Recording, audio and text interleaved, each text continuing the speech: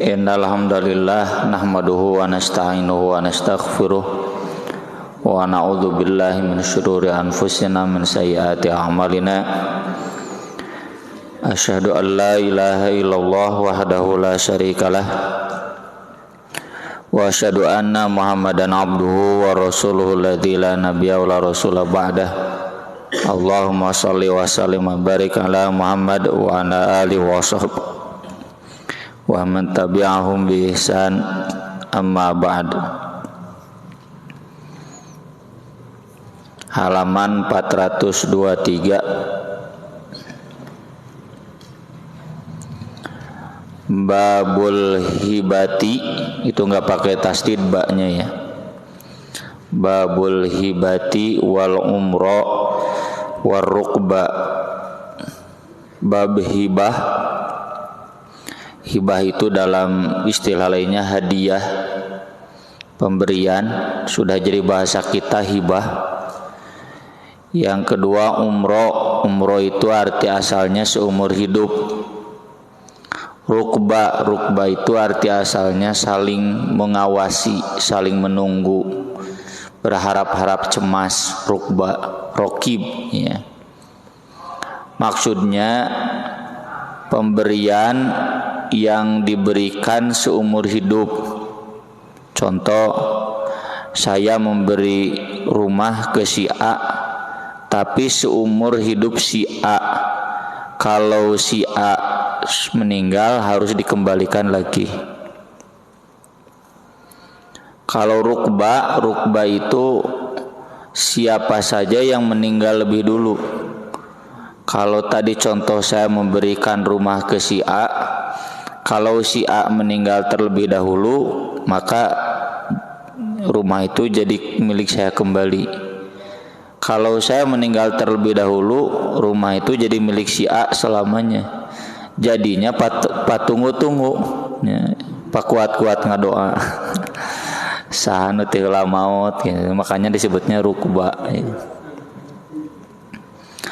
Umroh ini kalau akadnya bukan memberi ya, akadnya meminjamkan, itu manihah, itu boleh.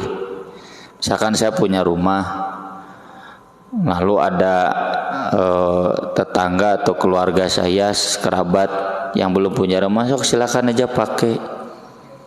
Tapi akadnya manihah, meminjamkan saja. Jadi nanti kalau saya meninggal dunia itu jadi waris buat keluarga saya, bukan milik dia. Atau silakan pakai selama dia belum punya rumah, daripada ngontrak, uang kontrakannya itu lebih baik dipakai nabung buat beli rumah gitu. Atau akadnya itu ya meminjamkan saja, silakan pakai. Tapi nanti kalau sudah meninggal, ini kan statusnya milik saya. Jadi ya saya tarik kembali atau boleh dipakai buat anak cucunya. Tapi ketika saya meninggal itu tetap statusnya milik saya sebagai waris. Kalau manihah meminjamkan tuh nggak apa-apa. Ini kalau umroh itu memberi, akadnya silakan. Mau dibikin termasuk mau dijual lagi juga silakan. Asal berlakunya seumur hidup. Kalau kemudian dia mati, ya udah ditarik kembali, tidak jadi milik keluarganya.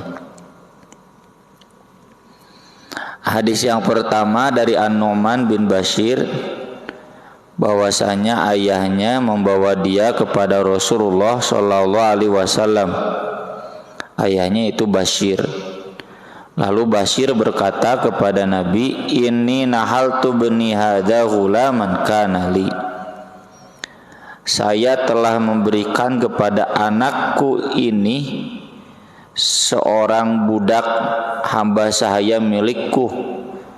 Jadi Bashir punya hamba sahaya, lalu hamba sahaya itu dihibahkan kepada anaknya ini An-Nu'man. Faqala Rasulullah sallallahu alaihi wasallam, Rasulullah sallallahu alaihi wasallam yang tahu bahwa Bashir anaknya bukan hanya Nu'man saja, nanya, "Akulla waladika nahaltahu mithla hadza?" Apakah seluruh anakmu kamu berikan hamba sahaya seperti ini? Misalkan Nu'man itu kerabatnya ada 4. Apakah kelima-limanya kamu berikan hamba sahaya seperti kepada Nu'man ini? Kata Bashir, la, tidak. Faqala Rasulullah sallallahu alaihi wasallam, farji'hu. Maka Rasul sallallahu alaihi wasallam bersabda, kembalikan lagi, batalkan. Ini menunjukkan hibah boleh dibatalkan kalau hibah itu tidak adil. Dari standar keadilannya dalam konteks hadis ini, karena anaknya semuanya sama dan dikasih hamba sahaya, maka harus dikasih hamba sahaya yang sama. Wa fi lafdhin, dalam redaksi yang lain, fantolaku abi ila Nabi sallallahu alaihi wasallam. Ayahku pergi kepada Nabi sallallahu alaihi wasallam liyushidahu ala shadaqati, untuk meminta beliau jadi saksi atas sodakoh untukku. Jadi saksinya adalah Nabi bahwa hamba saya ini sudah diberikan kepada Nu'man. Tapi Nabi balik bertanya, afa'alta hadza biwaladika kullihim? Apakah kamu melakukan hal ini kepada anakmu seluruhnya? Qala la, tidak. Ittaqullah, kata Nabi, takwalah kalian kepada Allah. Wa'dilu baina auladikum, adillah kalian di antara anak-anak kalian. Faraja abi, lalu ayahku pulang, faraddatil kasodaqoh, dan membatalkan sodakoh itu. Ya. Hemat saya, ini mohon maaf ya, saya sebagai anak, yang namanya pemberian dari orang tua itu nggak melihat status anak, mau anak sudah kaya, mau sudah miskin, masih miskin. Meskipun ada saudara yang miskin dikasih sekian juta misalkan, tetap ini beunghar sirik. Jadi dalam konteks hibah itu ya bagi rata saja semua, karena statusnya sama sebagai anak. Beda nanti kalau statusnya waris, ya. Jadi ini tujuannya apa nih, hibah atau waris? Kalau waris ada hukumnya. Kalau hibah semuanya harus dibagi rata sama. Pertanyaannya, ini mah cenah sebelum meninggal sudah dibagikan. Itu mah pastinya takut ilmu waris. Kalau takut ilmu waris berarti tidak mau menetapkan hukum Allah. Itu antara faulaika humul kafirun zalimun fasikun. Hadena bono butut ya. Kalau mau ngasih dari sekarang, jangan menjelang mati, cenah udahlah daripada bagi waris nanti nggak adil. Nah itu kan bahasa itu menghina Allah, itu menghina Allah, hukumnya rusak. Menghina Allah hukumnya nggak adil. Muttafaqun alaih wa fi riwayatin li Muslim, dalam riwayat lain, riwayat Muslim, qala fa ashhid ala hadza ghairi, angkatlah saksi untuk ini selain aku. Nabi nggak mau bersaksi atas ketidakadilan. Nabi bertanya, ayasurruka an yakunu laka fil birri sawa, apakah kamu ingin mereka semua berbakti sama kepada kamu? Kamu punya anak 5, mau kan 5-5-nya sama berbakti kepada kamu? Bala, ya tentu. Kata Nabi, fala idan, kalau begitu kamu juga jangan pilih kasih. Nanti anak kamu pilih-pilih berbaktinya. Karena anak yang pertama merasa tidak dikasih, itu respeknya pasti beda ya, dibanding anak yang dikasih ya. Jadi perbedaan anak dalam berbakti jangan sampai disebabkan oleh kita sebagai orang tua yang tidak adil. Ya kecuali kalau konteksnya dulu anak pertama disekolahkannya sekolah yang murah ya, kemudian ke SMP yang murah, SMA yang murah. Anak muka dua mah bapana geus beunghar, geus ngarti deh kana agama. Di SMP Islam misalnya nu mahal, di pasantrenkeun nu jauh. Cenah teu adil, ya betulan saja dulu masih miskin belum jadi ahli ngaji gitu. Ayeuna mah udah kaya sudah jadi ahli ngaji. Sok atuh daek balikan deui. Sekolahnya dari SD gitu. Ya minimal berarti distandarkan kuliahnya gitu. Dari Ibnu Abbas radhiyallahu anhuma qala Nabi sallallahu alaihi wasallam al-aidu fi hibatihi kal kalbi yaqi thumma ya'udu fi qaihi.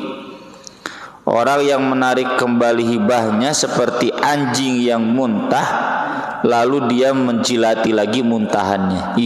Cici, maksudnya ini haram. Ya disebut anjing deh, anjing dan hewan haram. Ya. Maksudnya hibah itu nggak boleh ditarik kembali. Jangan kayak di mana ya, caleg ngasih bantuan kulantaran eleh ditarik deui. Itu anjing, itu caleg anjing. Kecuali tadi kasusnya hibah itu tidak adil dari orang tua ke anak, itu harus ditarik kembali itu. Dan harus diulangi lagi hibahnya sampai adil. Kalau mau si hamba saya yang satu itu dijual dulu, nanti hasilnya dibagi rata gitu. Kalau ini mah udah ngasih, tarik lagi pak balik letah, ya nggak boleh. Wa fi riwayatin lil Bukhari laisa lana mathalus sau. Tidak pantas bagi kita perumpamaan yang jelek. Alladzi ya'udu fi hibatihi, orang menarik kembali hibahnya kal kalbi yaqi'u thumma yarji'u fi qaihi, seperti anjing yang muntah kemudian menjilati lagi kembali muntahannya. Ini mah banyakannya politisi ya. Ini dikasih jatah menteri karena terlalu jujur, cabut jatah menterinya kasih kepada yang lain. Nah itu anjing-anjing gua. Ya udah dikasih dirjen karena dirinya terlalu adil ya, terlalu jujur, susah diajak kerja sama, cabut ganti kasih ke yang lain kan. Pejabat atas itu gimana atasan ya, bukan gimana karir. Nah itu di politisi ini banyak anjing-anjing ya, udah ngasih dicabut lagi. Kemudian hadis berikutnya dari Ibnu Umar, Ibnu Abbas radhiyallahu anhum, anin Nabi sallallahu alaihi wasallam qala la yahillu lirajulin an yu'tiyal atiyata thumma yarji'a fiha. Tidak halal bagi seseorang muslim memberikan satu pemberian kemudian menariknya kembali, membatalkannya. Illal walid fi ma yu'tiya waladahu, kecuali seorang ayah pada hal yang dia berikan untuk anaknya. Konteksnya yang seperti tadi, dirasa tidak adil ya udah dibatalkan, tarik lagi. Atau mungkin dikasih ke anaknya, pamulikeun sepeda halus, ari pektek terlilit utang, butuh modal deh, jual deh sepeda budak nete gitu. Boleh, boleh. Kenapa? Karena harta anak itu harta ayah. Ya, dua ramat dibalik, harta bapak, harta budak. Harta budak lain harta bapak. Ya. Karena anak itu masih tanggungan orang tua. Jadi apa yang dia miliki maka itu orang tuanya berhak. Yang sering saya ditanya, anak kecil itu kan kalau lebaran dapat angpau juga ya. Yang kecil. Jang budakna jang kolotna. Kalau pakai hadis ini nggak usah risau ya.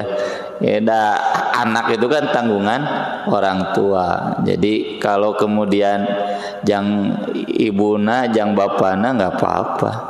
Kalau anak kecil. Karena kan di Al-Qur'annya juga wala tu'tus sufaha'a amwalakumul lati ja'alallahu lakum qiyamah. Sudah kita bahas dulu di bab sita. Anak kecil itu masuk kategori sufaha yang tidak boleh diberikan kewenangan mengurus harta, harus diambil oleh walinya. Nih.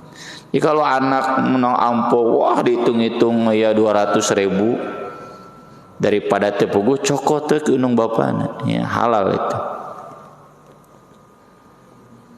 Kemudian hadis berikutnya dari Aisyah radhiyallahu anha qalat kana Rasulullah sallallahu alaihi wasallam yaqbalul hadiyata wa yuthibu 'alaiha.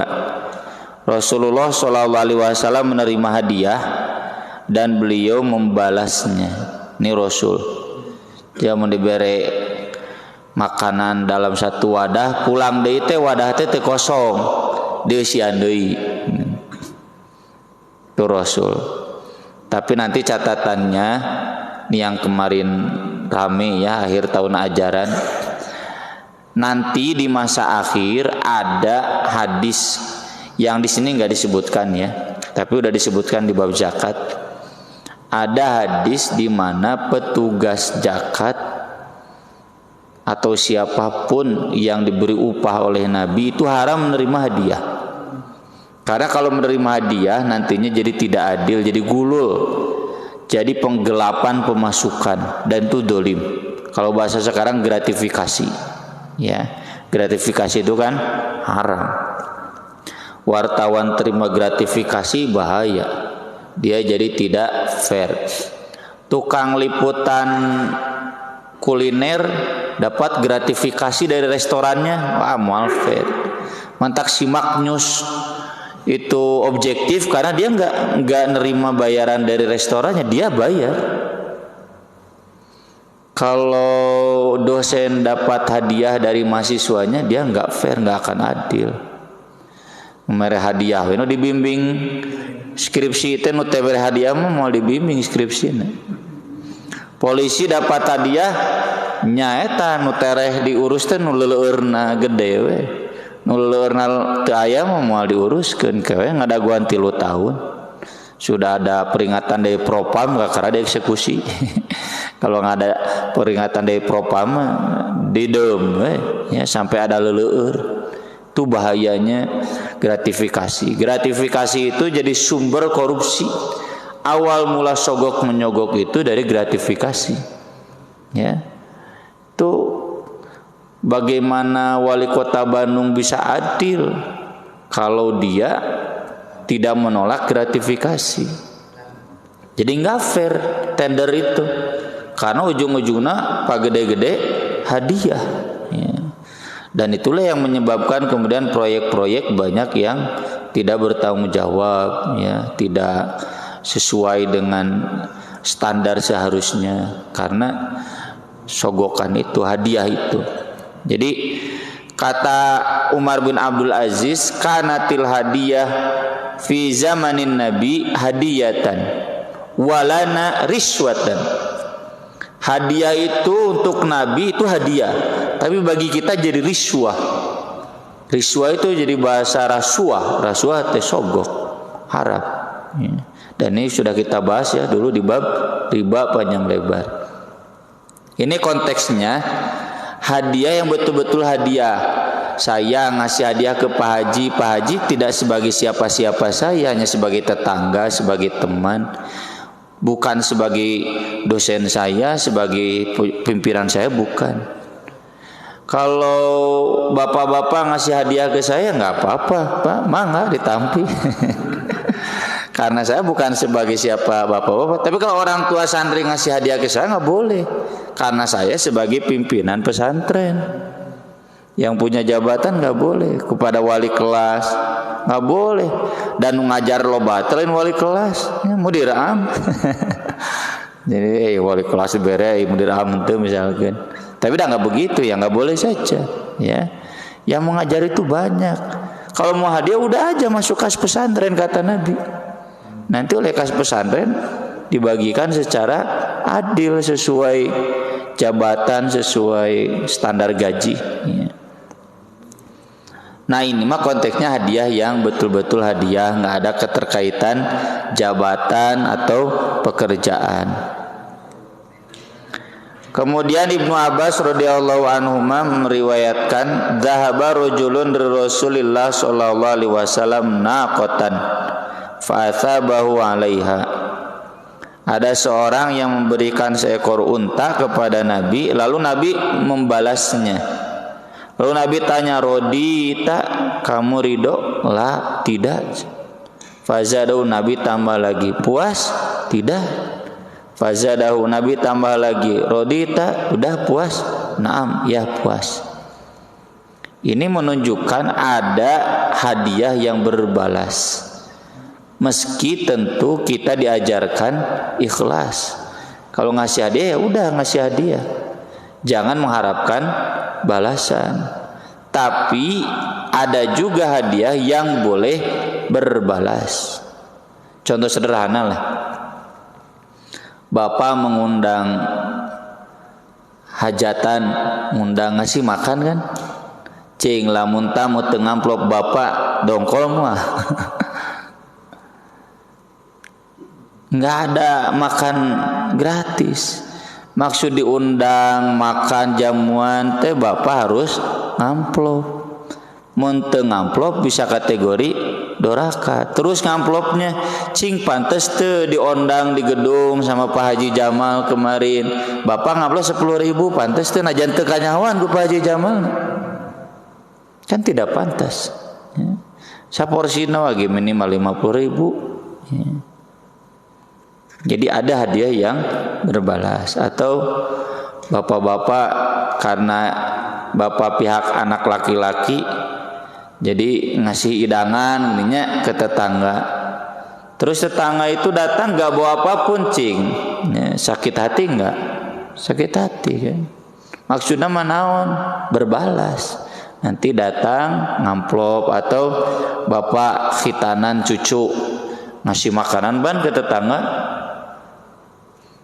Dulu tangga itu datang hatur nuhun jasa muka tampi, terus saya tunggu, pantas enggak? Ya kan tetap adabnya geus dibere hidangan teh datang ke syukuran hitanan cucu bapak itu nya ngamplop. Contohnya amplop kosong oge. Tidak pantas atuh masa ngasih amplop kosong. Nah itu yang dimaksud hadiah berbalas. Kemudian hadis berikutnya dari Jabir radhiyallahu an qala Rasulullah sallallahu alaihi wasallam al umra liman wuhibat lahu. Umroh itu bagi yang diberi hibahnya. Jadi enggak berlaku kalau mati ditarik lagi enggak boleh. Kan prinsipnya tadi enggak boleh ada hibah ya. Lalu ditarik kembali enggak boleh. Wali muslimin amsiku alaikum amwalakum. Tahanlah oleh kalian harta kalian, wala tufsiduha, jangan merusaknya. Fa innahu man a'mara umro, karena siapa yang memberikan satu umro seumur hidup, fahiya lilladzi umiraha hayyan wa mayyitan wa li'aqibihi, maka sudah itu umroh bagi yang dikasih baik ketika dia hidup atau sudah meninggal dan berlaku buat keturunannya, nggak boleh ditarik lagi. Ya kalau kita sudah hibah ya udah, kalau akadnya hibah, kecuali tadi akadnya manihah, meminjamkan. Kalau akadnya hibah nggak boleh ditarik lagi, nggak boleh ada syarat. Nanti kalau udah meninggal kembalikan lagi, ditarik lagi nggak boleh. Wa fi lafdhin innamal umra allati ajazaha Rasulullah sallallahu alaihi wasallam. Umrah yang dibolehkan oleh Rasulullah sallallahu alaihi wasallam an yaqula, seseorang mengatakan hiyalaka wali aqobika, ini untuk kamu dan keturunan kamu. Fa amma idza qala, adapun jika seseorang berkata hiyalaka ma'ista, ini untuk kamu selama kamu hidup, fa innaha tarji'u ila sahibiha, maka itu akan kembali kepada pemiliknya, selama-lamanya enggak boleh ditarik lagi. Wali Abi Dawud wa Nasai la turkibu, kata Nabi jangan kalian memberi rukba. Rukba itu tadi ya, saling berharap apakah yang diberi meninggal terlebih dahulu atau kita yang meninggal terlebih dahulu. Wala tu'miru, jangan memberikan akadnya umroh. Faman urkiba syai'an, siapa yang diberi rukba apapun, au u'miro syai'an, atau diberi umroh apapun, fahuwa liwarathatihi, maka itu sah untuk ahli warisnya, nggak boleh ditarik kembali.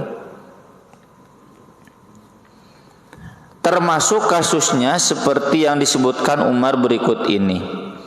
Hamaltu ala farasin fi sabilillah, saya memberikan kendaraan kuda kepada seseorang fi sabilillah, untuk dipakai perang atau haji umroh. Fadahu sahibuhu, lalu ditelantarkan oleh yang diberinya. Saya juga pengalaman, saya yakin Bapak juga pernah pengalaman. Kita ngasih barang ke si A, ku urang mau dipusti-pusti barang teh dihare-harekeun.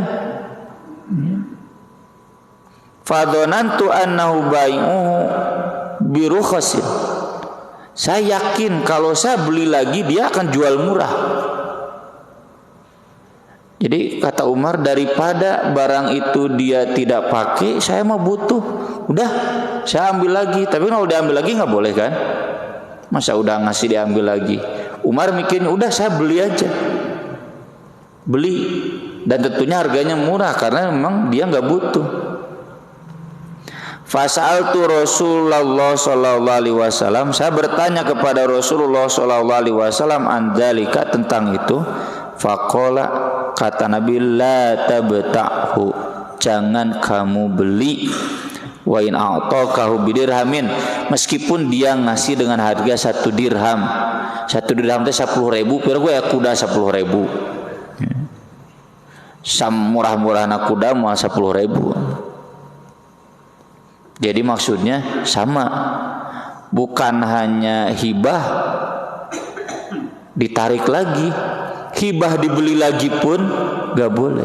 Kenapa? Sabar, nudorakan sama dia yang tidak menghargai pemberian.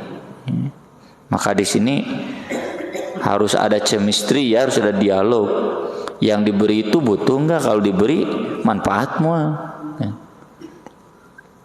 Dan kalau itu terjadi ya udah, kita mah ada urusannya bukan dengan orang itu, kita dengan Allah. Kita memberi ikhlas ya sudah, nggak usah lagi urusan dengan orang itu, nggak boleh ditarik lagi. Nah ini yang menyebabkan para ulama mengharamkan asuransi. Asuransi teh naon akadna? Akadnya ngasih tapi harus ditarik lagi gitu kan. Mun akadna beli apa? Beli sesuatu yang enggak jelas, gambling. Mun cilaka, iraha cilakana kudu ngadadak cilaka gitu. Tuh kenapa asuransi oleh para ulama diharamkan, kecuali kalau asuransi syariah. Asuransi syariah itu dibagi 3 nanti akadnya. Ada akad wadiah, tabungan yang bisa diambil lagi. Ada akad mudorobah, investasi yang itu boleh digunakan usaha oleh perusahaan asuransinya. Ya, ada akad sodakoh ya, apa istilahnya teh? Ya, sodakoh. Jadi nggak ditarik lagi. Maka kalau seseorang asuransi syariah itu yang ditariknya cuma 2 akad ini. Misalkan 30-30, 40, berarti yang diambilnya yang 30-30 60%, boleh ditarik lagi. Bahkan yang mudorobah itu bisa dengan labanya. Gitu. Jadi kalaupun ditarik lagi yang ininya enggak. Nah, dana asuransi yang diserahkan kepada yang kecelakaan itu dari yang ini, dari yang akadnya sodakoh, silakan, karena dari sodakoh kan. Kalaupun kita yang kecelakaan dapat dari asuransi syariah, itu pun akadnya kan yang tadi sudah sedekah, ya. Bukan transaksi. Kalau asuransi kan transaksional, hibah. Hibah disebut hibah bersyarat atau jual beli yang tidak jelas. Kalau asuransi syariah begitu akadnya, jadi beda sekali. Kemudian hadis berikutnya dari Abu Hurairah dari Nabi SAW, tahabu, saling memberi hadiahlah kalian agar kalian saling mencintai. Ini anjuran ya. Dalam hadis lain kata Nabi, tahadu fa innal hadiyata tasullus sakhimah. Saling memberi hadiahlah kalian sebab hadiah itu akan menghilangkan kedengkian. Bapak punya tetangga nepi ka sebeleun, Mbak, bere keras. Eleh ku dibere. Ya. Orang yang jahat sekalipun ya, ku dibere mah hilang tuh jahatnya. Jadi kenapa nih ada banyak kedengkian misalkan di antara masyarakat? Karena kurang budaya saling memberinya. Yang ada justru budaya saling mengambilnya, silih rampas hak, silih kurangan hak. Tapi kalau budaya memberinya besar itu enak ya. Kita kerja di satu tempat pekerjaan yang karyawannya saling membantu, saling memberi, nyaman ke kitanya, ada kecintaan. Tapi kalau karyawannya saling dengki, saling gak mau memberi ya, bahkan membantu, lebar nggak bantuan orang teh gitu. Atau kita juga membantu orang lain, lebar karena persaingan. Wah. Nah, solusinya harus saling memberi. Jadi biasakan ya, minimal tahu ada yang sakit, ada yang lahiran ya, ada yang khitanan. Kita cepat ya memberi. Atau kata Nabi sebagaimana dijelaskan di hadis berikutnya, la ya nisal muslimat, wa ibu-ibu kaum muslimat, la tahkiranna jaratun li jaratiha walau firsina syatin. Jangan merasa hina seorang ibu ke tetangga ibu-ibu lainnya meskipun dengan sebesar kuku kambing, cokor kukuna gitu, pan moali dahar. Maksudnya kalau memang punyanya sedikit nggak apa-apa, sedikit, banyak lebih baik. Jadi jangan pakai hadis ini buat maksimalis. Cenah kuku nawe, mereka tetangga entong cokorna, komo jeung daging nama entong. Salah. Ini walau itu meskipun nggak ada lagi, silakan. Dan tetangga juga insya Allah ku sering dikasih dan tahu kondisi kita bagaimana, maksakeun ya, hayang mereka orang, hilang tuh kedengkian. Jadi timbul rasa cinta. Terakhir kata Nabi SAW, man wahaba hibatan fahuwa ahaqqu biha ma lam yuthab 'alaiha. Siapa yang memberikan hibah satu hibah, maka dia lebih berhak dengan hibah itu selama belum dibalas. Ini ada pembahasan panjang lebar ya di kalangan para ulama, seperti yang tadi saya singgung, antara ulama yang menilai hadis ini nggak bisa dipakai karena masih ada hibah menuntut balas. Ya, hibah itu kan untuk saling mencintai, dan masa ada hibah karena nggak dibalas ditarik lagi, nggak boleh. Tapi sebagian ulama mengatakan ini hadis sahih. Jadi kalau kita memberikan satu hibah lalu nggak mendapatkan balasan yang sempurna, boleh ditarik lagi. Nah, jalan tengahnya ini kembali kepada urfi. Ya, urfi itu adat yang biasa berlaku. Saya tadi contohkan kan, kalau dalam konteksnya hajat ya, pernikahan, khitanan ya jelas itu memberi itu harus dibalas. Tapi kalau konteksnya bapak syukuran naon ieu barudak cenah lulus coba katarima kuliah di luar negeri misalnya. Eta mah nya teu kudu ngamplop. Da nyebongan satu jeung ngondang. Jadi kalaupun tidak ngamplop kita tidak memberi ya enggak apa-apa. Kalaupun memberi ya silakan. Syukuran haji hemat saya syukuran rumah itu enggak harus memberi, itu kategorinya ibadah biasa saja. Tapi kalau hajat, pesta pernikahan, khitanan, ya itu mah memang hadiah yang harus berbalas. Termasuk mungkin dalam transaksi politik. Nah, yang makanya disebutnya money politik. Kalau kita dapat bantuan dari PDIP, dari Gerindra, dari Nasdem, tanya dulu, ini apa? Kalau misalkan harus nyoblos, jangan, haram. Kalau hadiah biasa ya nggak apa-apa. Aku qouli hadza wa astaghfirullah li wa lakum subhanakallahumma bihamdik asyhadu an la ilaha illa anta astaghfiruka wa atubu ilaik. Wassalatu wassalamu ala Rasulillah. Wassalamualaikum warahmatullahi wabarakatuh.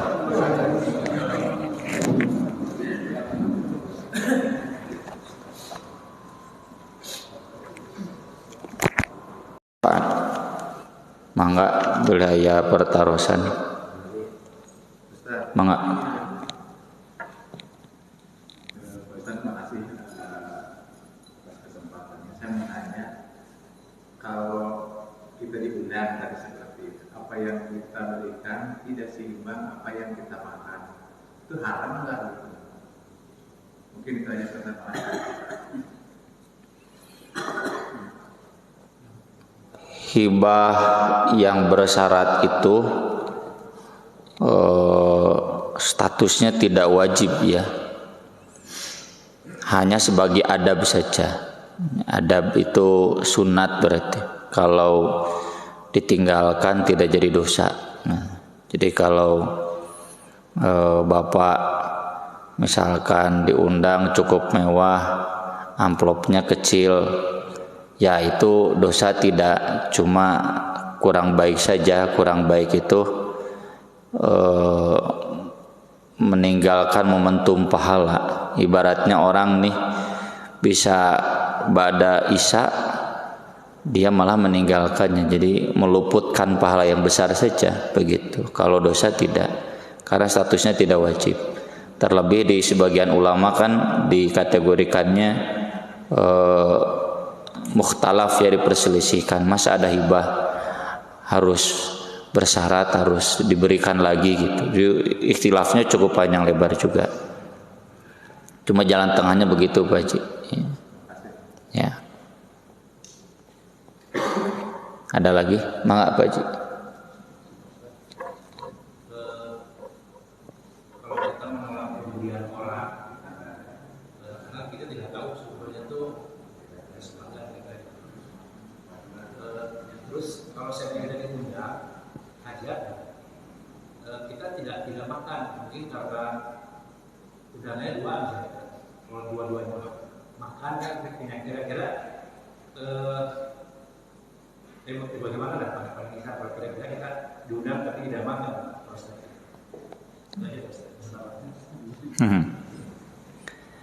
Yang pertama tentu kita kalau syubhat harus dijauhi. Kalau ini ada yang ngasih, orangnya lekatnya dengan sumber-sumber yang tidak halal, boleh kita tolak karena syubhat. Syubhat itu kan kata Nabi harus dijauhi. Apalagi itu yang sumbangan dari politisi itu betul-betul harus jelas dulu ini akadnya apa. Kalau masuk kategori money politics kan haram, karena itu memberi dengan tujuan yang tidak benar, ya, untuk melegalkan sesuatu yang tidak benar.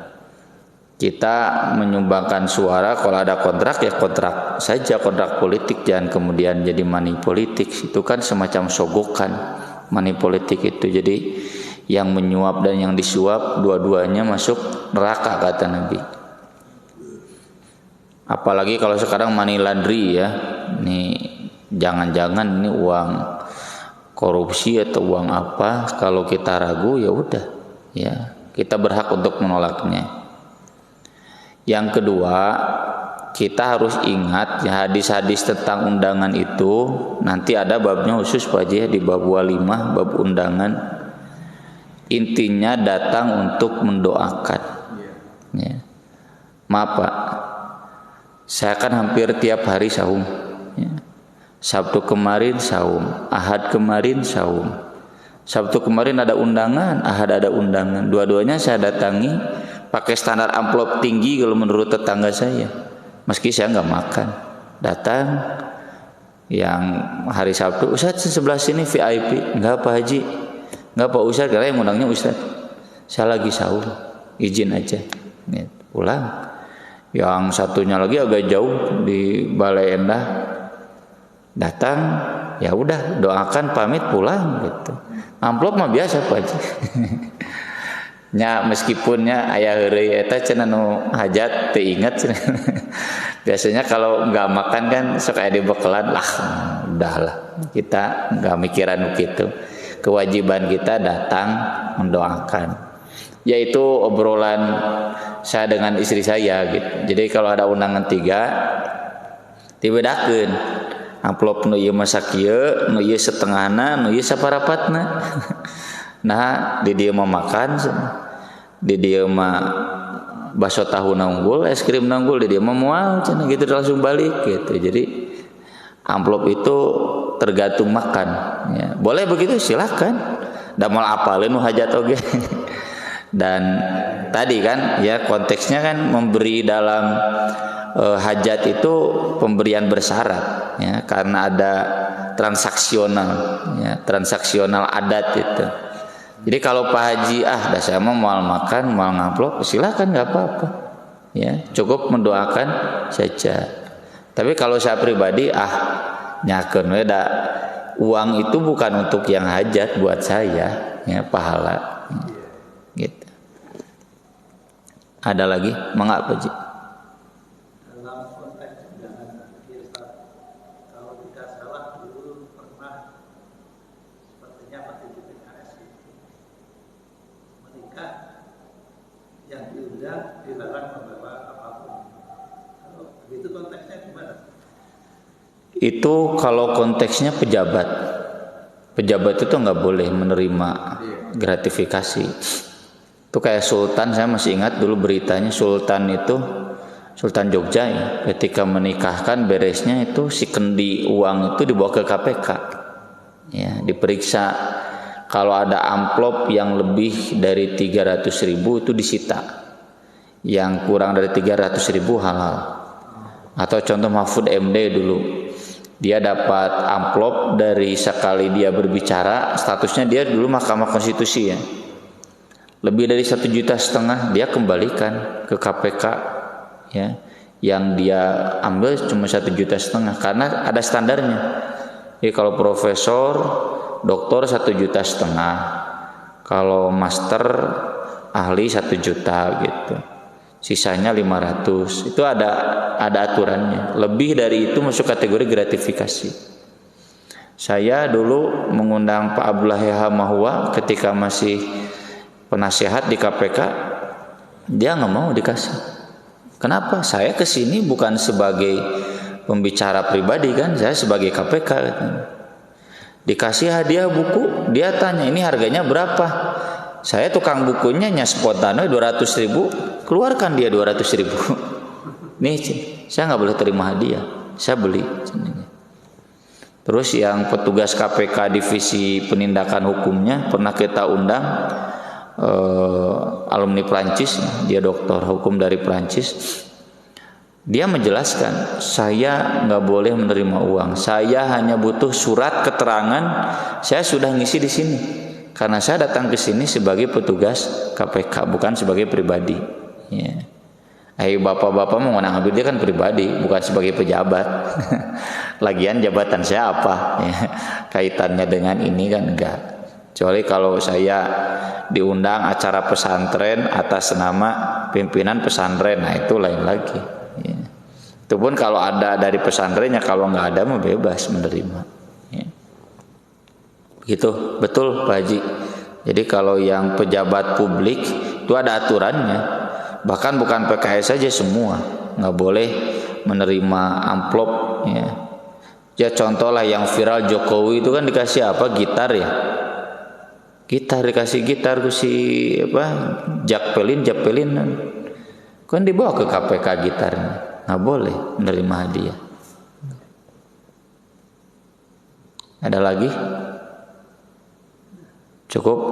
Ya baik, terima kasih, mudah-mudahan bermanfaat. Mohon maaf atas segala kekurangannya. Aku qouli hadza wa astaghfirullah li wa lakum.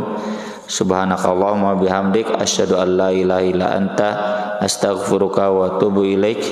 Wassalatu wassalamu ala Rasulillah. Wassalamualaikum warahmatullahi wabarakatuh.